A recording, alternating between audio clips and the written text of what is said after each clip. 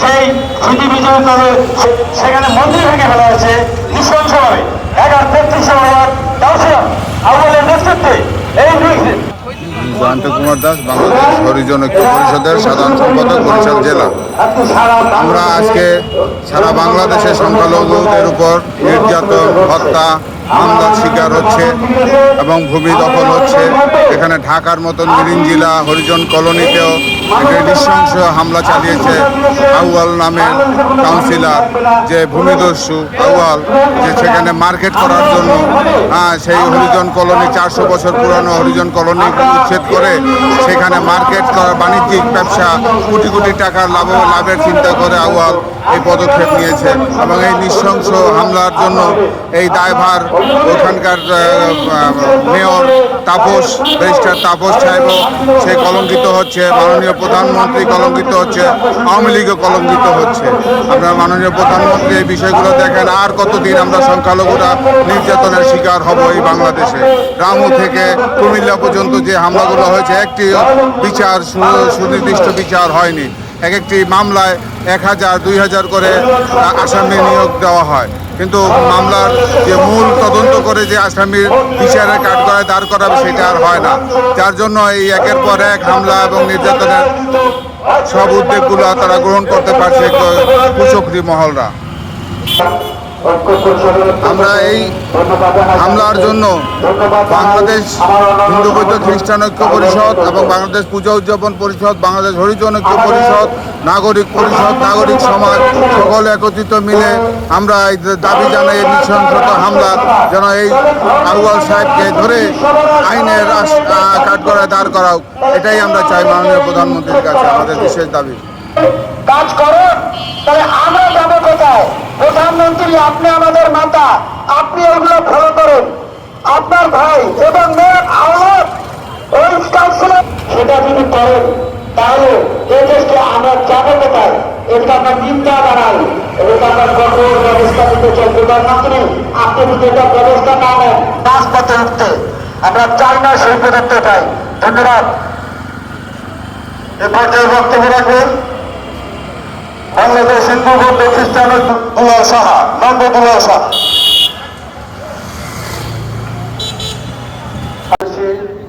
আমরা উপস্থিত হয়েছি কেন? আমরা ওই মানুষগুলোর পেছনে তারা যে হামলার শিকার হয়েছে তার তীব্র প্রতিবাদের পক্ষে আমরা আজকে মানববন্ধন করেছি।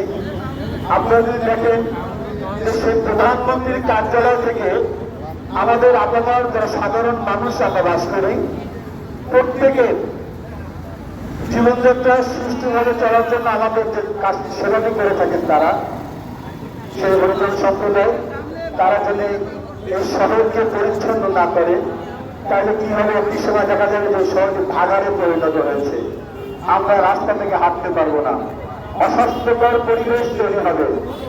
সেই অসহায় যে লোকগুলো এই কাজটি করে থাকেন তাদের সেই পুরনো 400 বছরের সেই বসতিটা সেটি ভেঙে দেওয়ার জন্য ওই সিটি কর্পোরেশনের পক্ষ থেকে পুঁজিরাট দিয়ে চালানো হয়েছে। আমরা ইতিমধ্যে আপনারা কিছুদিন আগে আমরা দেখেছি ওই কর্পোরেশনের কাউন্সিলর ভারতের সন্ত্রাসী দিয়ে এই আবার নতুন করে বেশ কিছু পরিবারকে তারা আক্রমণ চালিয়েছে এবং সেখানে যে মন্দিরে তিনি ভাঙচুর করেছেন। আমরা আজকের এই সমাবেশের মাধ্যমে এই সকল ভাঙচুর এবং বিষয় প্রতিবাদ এবং আমরা নিন্দা জ্ঞাপন করছি। আমরা তার পাশাপাশি একটি কথা বলব, ডিজিটাল বাংলাদেশ থেকে আমরা স্মার্ট বাংলাদেশে চলে এসেছি। আজ এই স্মার্ট বাংলাদেশে যিনি কর্ণধার, বাংলার মাটি ও মানুষের নেত্রী জননেত্রী শেখ হাসিনা, যারা বাংলার 4 বাংলাদেশ আজ উন্নত শিখরে চলে যেতে বসে আন্তর্জাতিক পর্যায়ে বাংলাদেশের অনেক সুনাম রয়েছে। আর সেই রাষ্ট্রে এরকম একটি জনগোষ্ঠীর যে সমস্যা, এটি আপনি একমাত্র বের করতে পারেন। তাই আজকে এই মানববন্ধনের মাধ্যমে আপনার প্রতি আমাদের আবেদন রইল, তাদের অচিরেই পুনর্বাসনের ব্যবস্থা করার জন্য এবং সকল হামলা থেকে জানি তারা মুক্তি পায় সেই ব্যাপারে আপনার কার্যকে পদক্ষেপ গ্রহণ করবেন। সকলকে ধন্যবাদ ও অভিনন্দন জানাচ্ছি। বাস করি সেই বছর বাংলাদেশ হিন্দু বাচ্চা চিন্তাযুক্ত পরিষদ এই মানববন্ধনের আয়োজন করতে হয়। আমরা কেন এই মানববন্ধনের আয়োজন করব? আজ যারা আপনারা ৩৩ নম্বর ওয়ার্ডের যে কাউন্সিলর উপস্থিতি আমাদের যে মিলন মল্লিক ভাই বোনদের উপর হামলা চালিয়েছেন, আমরা বলতে পারি এই ভাইয়েরা যদি আপনাদেরকে একদিন চোখ বন্ধ করে রাখে কালকে পরে আপনাদের নাক খুলতে পারবেন না। আপনারা কিন্তু আপনাদের মুখে বসে কিন্তু বলতে পারবেন না। আপনাদের ভাই বোনদেরকে কিন্তু ভালো খাবারে ডেকে নিয়ে যেতে পারবেন না, কারণ তারা কিন্তু নাকটা চোখটা বন্ধ করে দিবে। তাই আমরা মনে করি আপনারা তাদেরকে বাসস্থান থেকে বিভিন্ন পর্যায় থেকে আপনারা তাদেরকে সরিয়ে দিতে চাচ্ছেন, আপনারা এখান থেকে সরে যান। এরপর যদি আমাদের কোনো দাবি বা কোনো কর্মসূচি দিতে হয় তারা নিয়মগুলো করলেই এবার বিভিন্ন সংগঠন থেকে আপনাদেরকে বুঝিয়ে দিবে যে তারা কত শক্তিশালী, তারা কত আজকে তাদেরকে অসহময় করে বিভিন্নভাবে আপনারা হামলা চালাচ্ছেন।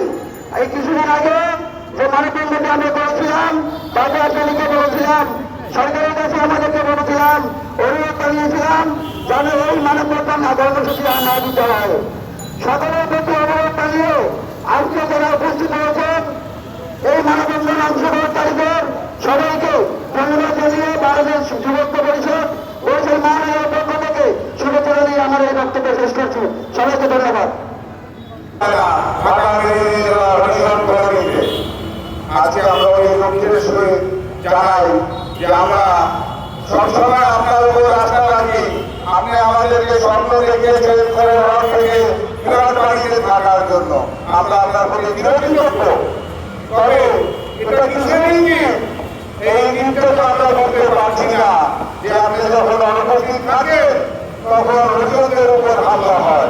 এটি একটি লজ্জাজনক বিষয় এবং ধিক্কার জানাই এই মিথ্যাবাদী কাউন্সিলর আবহাওয়াকে যে সাক্ষাৎকারে সে বলেছে যে হরিজনদের ফ্ল্যাট দিতে গিয়ে হরিজনরা যারা ফ্ল্যাট পেয়েছে আর যারা পায়নি তারা সংঘর্ষ করেছে। কিন্তু ভিডিও ফুটেজে দেখা যাচ্ছে যে আবহাওয়া বাহিনীর মুদ্রা বাহিনীরা এভাবে শিয়াল কুকুরের মতো ঝাঁপিয়ে পড়েছে হরিজনদের উপর।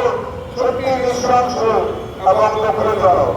আমরা মাননীয় প্রধানমন্ত্রী আমরা এটা স্পষ্টভাবে আপনার জানাতে চাই যে আজকে মাননীয় মেয়র সে এককভাবে সে সিদ্ধান্ত নিয়েছে যে ওখান থেকে হরিজনদের উচ্ছেদ করে ওখানে একটা মার্কেট করবে।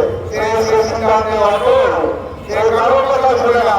এনজিওরা এবং হিন্দু বলতে খ্রিস্টান ঐক্য পরিষদের ঢাকা আমাদের সাধারণ সম্পাদক রামাদাস গুপ্ত সরাসরি তার সাথে সাক্ষাৎ করলেও তার প্রতি উত্তর কিছু পায় নাই। সে তার বিষয়ে সে অটল, সে বলে রবীন্দ্রনাথ কিশোর জ্ঞান পারে। আজকে তাকে ভিডিও ফুটেজে দেখা যাচ্ছে তারা কোন কিশোর জ্ঞান হরিজনদের উপর হামলা করেছে। এটা সত্যি দুঃখজনক এবং বাংলাদেশের ইতিহাসের সত্যি লজ্জা। আজকে বাংলাদেশ স্বাধীন হয়েছে এই যাবৎ পর্যন্ত কোনোদিনই আমরা শুনি নাই যে হরিজনদের উপর হামলা হয়েছে। অনেক সংখ্যালঘু বাংলাদেশের যে গ্রাম থেকে কুমিল্লা যে ঘটনা বা যে নির্যাতন হয়েছে তার একটি বিচার সুষ্ঠু বিচার হয়নি। প্রশাসনের কাছে আমি দাবি জানাই, যখনই আপনারা কোনো মামলা করেন তখন মামলায় আসামি নেন প্রায় 1000-2000, যেন বিচারের মেরিটটা নষ্ট হয়ে যায়। আজ পর্যন্ত বাংলাদেশের কোনো সংখ্যালঘু নির্যাতনের কোনো বিচারই হয়নি। আজকে যদি একটি বিচার সুষ্ঠু বিচার হতো তাহলে এরকম মহল্লা কোনোদিন সাহস করতো না এই সংখ্যালঘুদের উপর হামলা করার জন্য। এক এক করে